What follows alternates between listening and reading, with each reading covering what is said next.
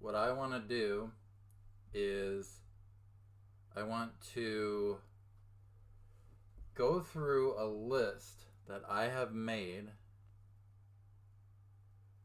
in order to look at a list of evidence related to the 2024 presidential election. And this video is going to contain a list of every item that I think is important evidence of election interference and election integrity violations related to this election. And in some cases, I may not go into detail on this video because I want to try and get through the entire list, but I will briefly explain each item. But I want to be able to get through the whole list, and I need to keep an eye on the time. Hold on one second. I'm going to run the online stopwatch in order to... It's just to show me how long the video has been going on, so I don't want to make this video too long. Maybe 10 minutes or 15 minutes. But if it gets too long, I may do a part 1 and a part 2. So let's go ahead and get started. So there's a lot of different categories or types of evidence. So I am calling this circumstantial evidence.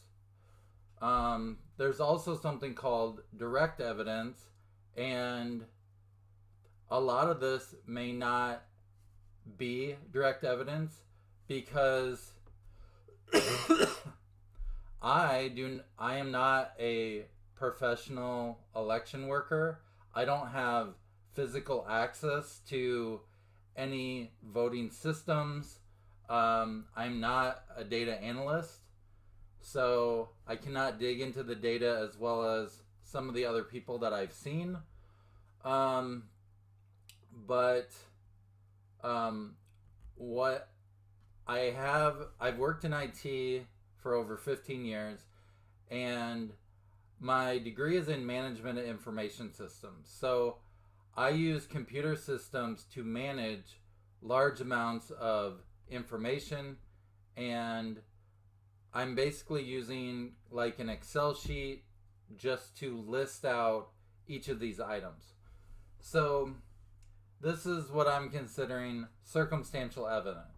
So each item in this list, it's just the heading of what the item is, and it's kind of like each one is a rabbit hole that if you just took each item, you could go down into a deep rabbit hole full of information.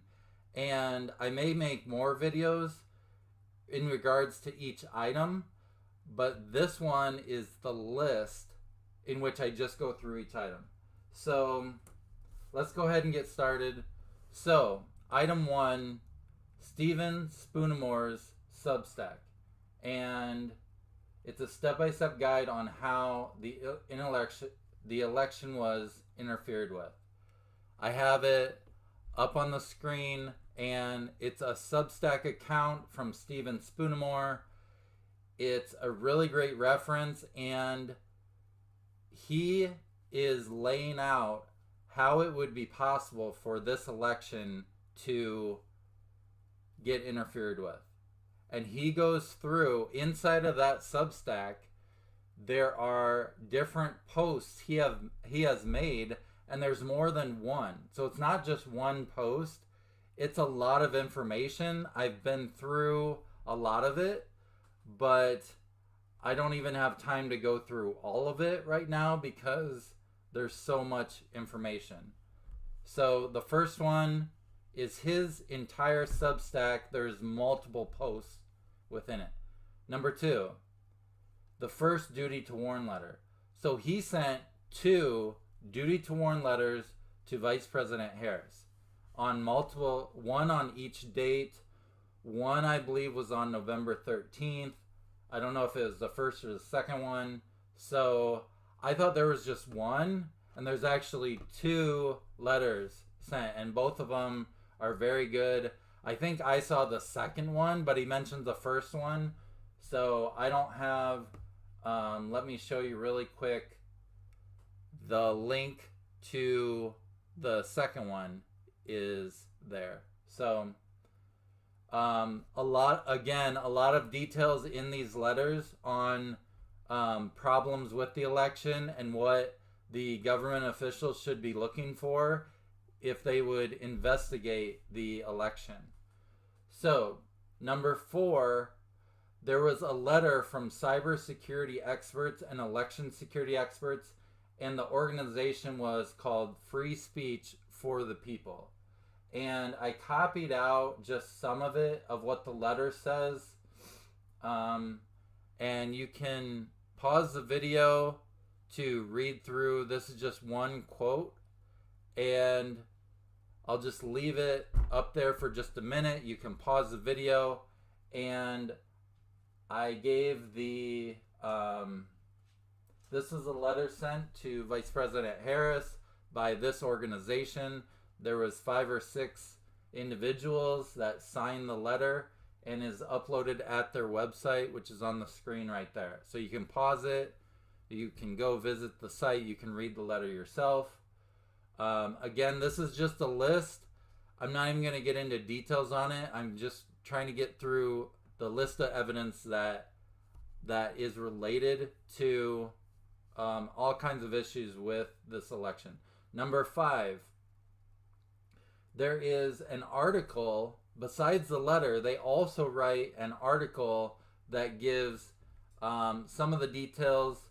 I don't know if it's included in the letter or not, so I made a note of it, just tracking as another piece of evidence that you can look at. Also, that I don't have it listed on my list, but this organization has multiple projects, and one of them is around election integrity, the processes that are security issues, as well as any of the voting systems and software that they see issues with. So on their website, there's a section of it. I went there. It's a really great website. Good information out there. I highly recommend going out and visiting their website. Okay, number 6. There's a website called planetcritical.com. Let me scroll over. I have the article right here. Planetcritical.com, cybersecurity experts warn election is hacked. So this is the article I read today. I read it twice because it's so good. And what they do is they take what Stephen Spoonamore laid out, and they have been gathering information about what other people have said, and they basically lay out multiple parts of what they believe happened in this election. So this is a very good article, and I wanted to lay it out here. They do a great job of explaining it.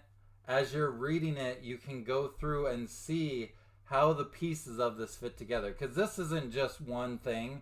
This isn't just one attack. This is a multiple prong, multiple approach attack to possibly do bad things to interfere with the election. So there's so many different things, and it's sometimes hard to see the full picture when you're just explaining one part of it. So articles like this is a great way that they explain it, and they explain multiple parts within that. So next, number 7. Experts confirm the existence of a hard-coded backdoor password. Okay, this is something brand new that I had to add to my list, because this is not something that was even on my radar. This is something I came across as I was going through all the existing items that I had. And it turns out that there is a password on certain systems, and there is a super admin password that is hard-coded into the code of the election voting system. And there's no way to remove it without a major rebuild of the code in order to uncode it. And that's not the right word for it, but to refactor the code so that way the password is not hard-coded into the source code of the software program, which by design is so stupid. I don't know why anyone would do this. They must have thought that when they built it, that only admins would ever have the password and it would not end up on a YouTube video like I have. They said that you can use SQL injection to inject data into election software and databases, and you can use the password to do that. So anyway, I won't get into that. I'll keep moving. All right. I am going to actually stop at number 8.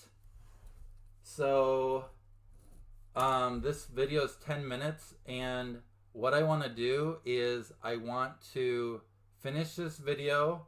This is going to be part 1, and I will pick it up in the next video. This is the end of